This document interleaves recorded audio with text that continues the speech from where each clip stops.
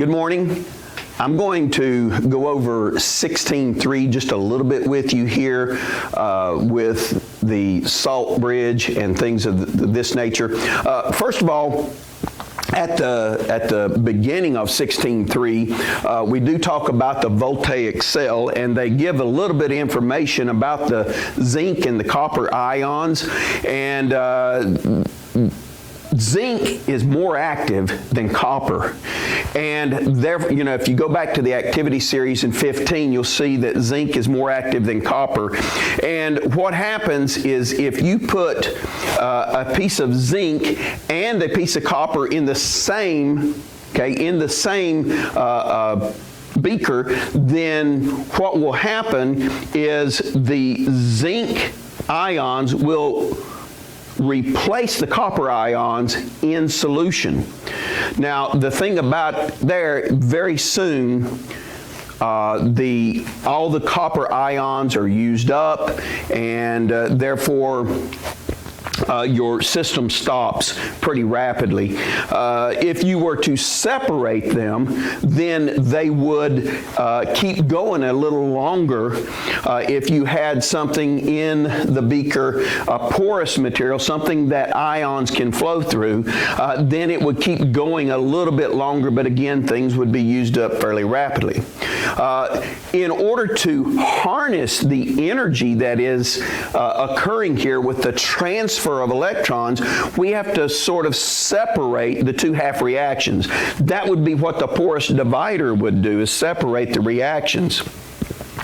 But often what we do is we separate the half reactions totally in two different containers, but again, the reaction would stop very quickly if there was no way for these two half reactions to be able to be connected together. So there's where the salt bridge comes in. Now, we call it a salt bridge because you have a salt of copper and a salt of zinc that is in both these solutions, and this right here contains, some of that salt material. It would be full. It wouldn't be empty. It sort of looks empty here, but it would actually be full of this salt bridge. You know how, when you take a glass, when you're washing dishes and you scoop up a whole bunch of water and you turn it upside down in the water, and it'll hold that water up in there. That's basically what has happened here.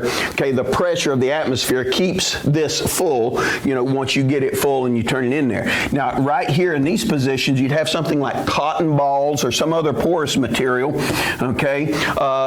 stuffed in right here. They don't show it in this picture, but you would have that porous material right there.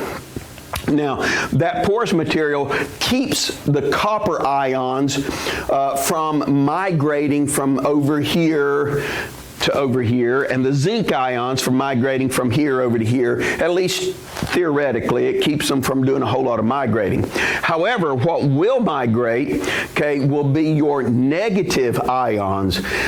See, like now, this is copper 1 ions. You'll also have maybe nitrate ions, which are in here, sometimes sulfates are used. Zinc sulfate maybe would be here. You may use copper sulfate in these, so the sulfate ion would be your negative ion.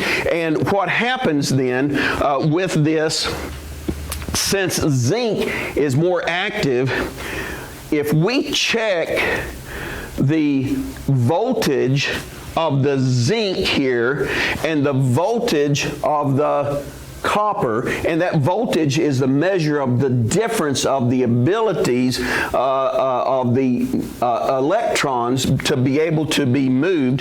The zinc's voltage is, the zinc's ability to lose electrons is higher than the copper's, and so the zinc can actually push electrons. See the direction for the electrons? It'll push the electrons towards the copper here. So it'll push the electrons over to here. So what is happening then at this zinc electrodes, the zinc ions, okay, they're in a solid right here, and they have no charge. They will move into, okay, into the water and become positive ions, which means they're giving up electrons. And they have more of an ability to give up electrons than copper does. Okay, copper wants to give up electrons too, but zinc is stronger. It gives them up, and so it pushes the electrons over here to the copper. Well, over here in the copper, the electrons build up right here, and so whenever a copper ion, okay, that's in the water, okay, touches right here, if its electrons are building up, it's got a negative charge, so it's drawing that copper ion over to it. It accepts that electron, and once it accepts the electron, or two electrons in this case, okay, what happens? It becomes neutral. Well, if it becomes neutral, it can no longer be in the water, and so it will build up, you know, as this black crumbly mess. It won't look nice and shiny, okay, but it'll be blackish looking on the outside of that copper there. Now, the bridge is here because what would happen if all these nitrate ions that are negatively charged, you know, have no place to go? The copper ions would build up, the nitrate, the negative ions would build up, and you couldn't keep pushing electrons this way then because the negative charge would become too great. All right, so what happens is we have this salt bridge. The negative ions will travel through the salt bridge. The copper ions don't really have a desire to travel through the salt bridge here because this is positive over here, but the negative ions will travel through the salt bridge and then even things out. Now, we can put something in here like a light bulb or whatever, and the electrons will actually light that light bulb up. They'll do some work. Okay, there is a 1.10 voltage difference between these two sides here. Now, this diagram shows a little bit more about what's going on, but this salt bridge here, okay, keeps the half reactions separate, and the zinc, the difference between the power, you could say, that the zinc has and the power that the cathode has will be 1.10 volts. Now, how do we tell how many volts? Well, it's from your book here, we have this diagram here, standard reduction potentials.